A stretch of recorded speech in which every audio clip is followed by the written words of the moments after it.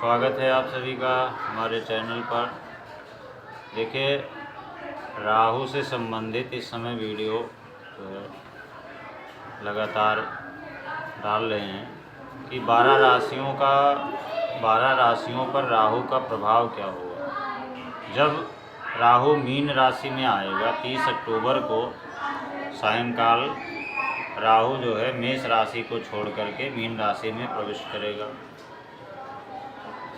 तो वैसे तो मैंने पहले बहुत ही विस्तार में बताया है कि जब भी कोई इस तरह का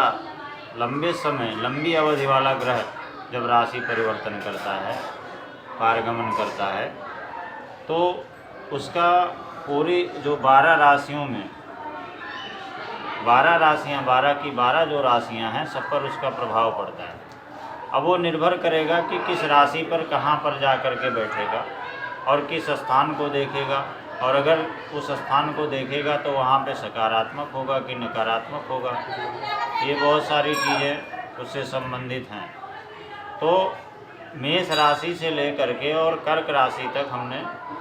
अभी इस बारे में विस्तार से बताया है कि मेष राशि के लिए कैसा रहेगा, वृष के लिए कैसा रहेगा, मिथुन के लिए कैसा रहेगा, कर्क के लिए कैसा रहेगा। आज ये वीडियो जो है मीन राशि वालों के लिए और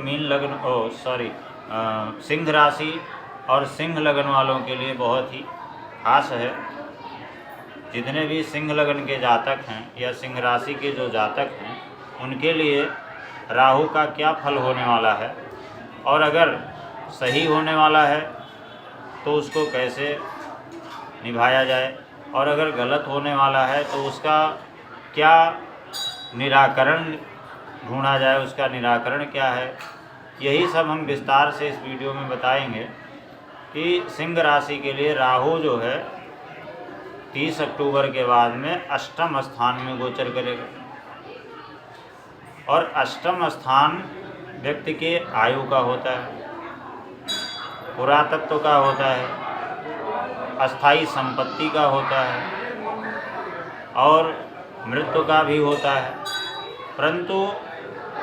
अष्टम स्थान में जब राहु बैठेगा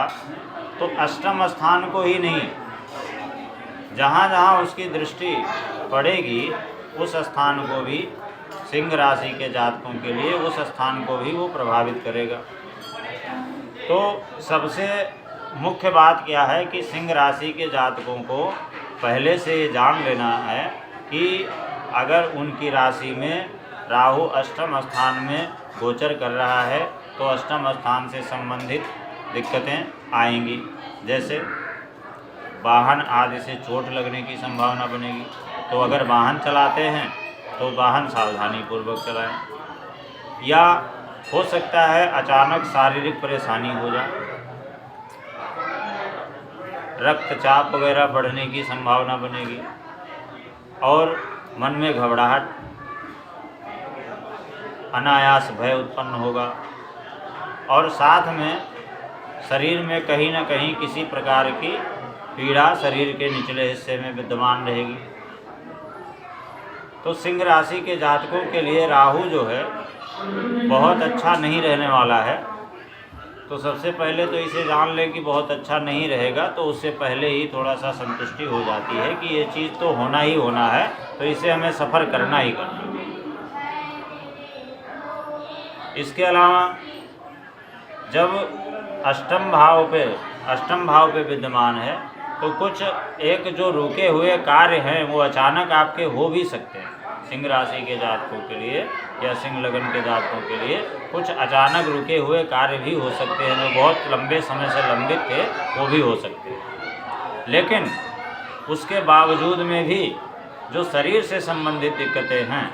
या जो वाहन आदि से जो सावधानी बरतनी है वो बहुत ही आवश्यक होगा। इसके अलावा जब राहु की दृष्टि 12वें भाव पर पड़ेगी और द्वितीय भाव पर पड़ेगी तो 12वें से संबंधित यानी कुछ ऐसी यात्राएं भी होंगी जो अनचाही यात्राएं, यानी जिन यात्राओं से कोई किसी प्रकार का कोई समाधान नहीं निकलने वाला है, कोई सकारात्मक परिणाम नहीं मिलने वाला है, ऐसी यात्राएं व्यर्थ की यात्राएं आपको करनी पड़ सकती हैं और बाहरी स्थान से आपकी मान प्रतिष्ठा में भी कुछ दिक्कतें हो सकती हैं, मान प्रतिष्ठा पे भी असर पड़ सकता है। या बाहरी जो भी कार्य हैं और जो आज तक मतलब रुके हुए पड़े हैं उनमें कोई प्रगति नहीं होगी, या कोई कार्य आप करना चाहते हैं जो बाहरी स्थान से संबंधित है वो आगे नहीं बढ़ सकेगा। इसके अलावा द्वितीय भाव पर दृष्टि पड़ेगी तो परिवार में धन हानि और परिवार में भी कुटुंब में भी हानि का योग बन सकता है, बना सकता है।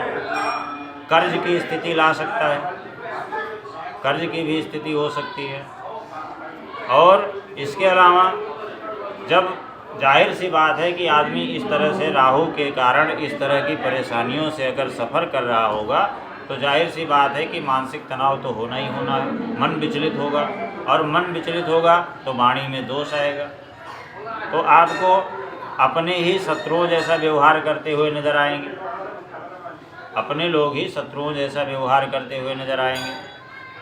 तो ये सब प्रतिकूल परिस्थितियाँ राहु के कारण सिंह राशि के जातकों को होने वाली हैं और इन परिस्थितियों से बचने के लिए राहु से संबंधित उपाय या तो 30 अक्टूबर से पहले कर लें या 30 अक्टूबर के बाद भी कर सकते हैं। अगर उससे संबंधित कुछ उपाय वगैरह कर लिए जाए समय रहते हुए तो ये जितनी भी परेशानियां हैं, जितनी भी नकारात्मक चीज़ें हैं, इन सब में अपने आप कमी हो जाएगी। लेकिन इसके बावजूद में भी एक ऐसा सिद्धांत है कि इस तरह का दुष्ट ग्रह जहाँ पर बैठ जाता है या पावरफुल ग्रह, शक्तिशाली ग्रह जहाँ पर बैठ जाता है, खास करके अष्टम स्थान में या नवम स्थान में या 11वें स्थान में, तो वहाँ पर वो अपनी उन्नति वहाँ के क्षेत्र की, उस क्षेत्र की जिस स्थान पर बैठा हुआ है उस स्थान से संबंधित उन्नति भी करा देता है। तो बहुत ज़्यादा परेशान होने वाली बात नहीं है, क्योंकि कुछ एक कार्य जो है बताया कि जो लंबित पड़े कार्य हैं या जो आपकी कल्पनाओं से परे है, जिसकी आप कल्पना नहीं कर सकते या जिसके बारे में सोचा नहीं हुआ होगा, ऐसे कार्य भी आपके अचानक राहु की प्रकृति की वजह से हो सकते हैं। तो अगर कुछ परिस्थितियां प्रतिकूल हैं तो एक आध चीज़ें अनुकूल भी रहेंगी, लेकिन कुल मिलाकर के सिंह राशि के जातकों को राहु से जो भी परेशानियां हैं उनसे बचने के लिए, या चाहे वो शारीरिक हो, चाहे मानसिक हो, चाहे आर्थिक हो, चाहे पारिवारिक हो, सभी प्रकार की समस्याओं का हिसाब जो है बनता है सिंह राशि के जातकों के लिए। तो उससे पहले उसका वो उपाय करें, उपाय निराकरण कर लें, राहु के मंत्रों का जप करें, या ऐसा भी है कि राहु से संबंधित वस्तुओं का दान इत्यादि कर लें। और कौन सा मंत्र जप करना है, क्या दान करना है, इस विषय में तो वीडियो के माध्यम से बताना असंभव है। फिर भी हम प्रयास करेंगे कि अगली बार जिनके लिए भी, जिन राशियों के लिए भी राहु की स्थिति जो है प्रतिकूल प्रभाव देने वाली है, उनके लिए बेहतर से बेहतर सटीक सरल उपाय क्या हो सकता है, इसके लिए हम भविष्य में प्रयास करेंगे। और अगर आपको कोई विस्तार से किसी को भी जानना है तो नंबर दिया होता है, उस पर डायरेक्ट जो है फ़ोन करके और उस संबंध में जानकारी ले सकता है, और जानकारी लेने के बाद में जो भी यथासंभव उसका निराकरण हो वो कर ले, तो सारी परेशानियों से छुटकारा मिल सकता है। बहुत बहुत धन्यवाद।